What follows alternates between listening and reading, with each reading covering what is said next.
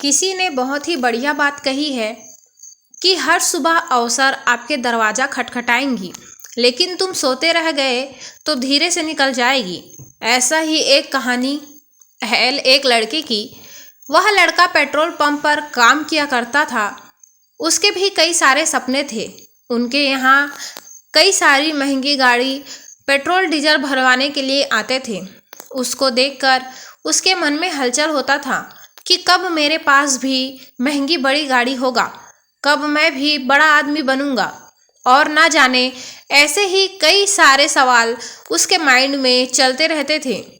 एक दिन उसके दुकान पर एकदम महंगी खूबसूरत कार आया।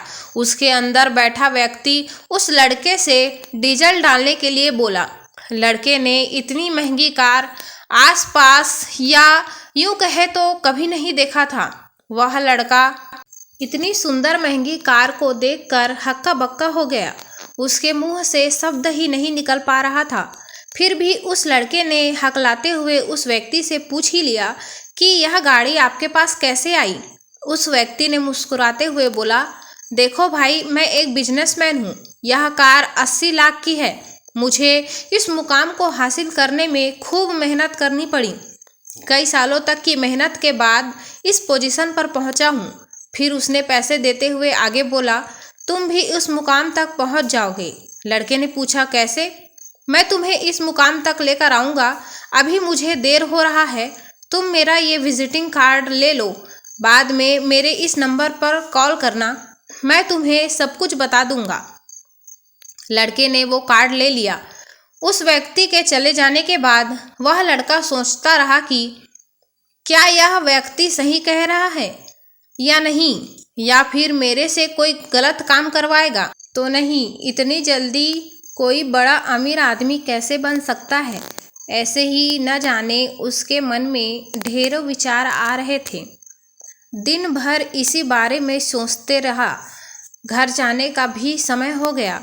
तभी वही पास पड़े डस्टबिन में, क्या यार, ऐसा ही भी कुछ होने वाला नहीं है, अपन तो इसी काम में खुश हैं, कहते हुए विजिटिंग कार्ड को फाड़ कर डाल दिया।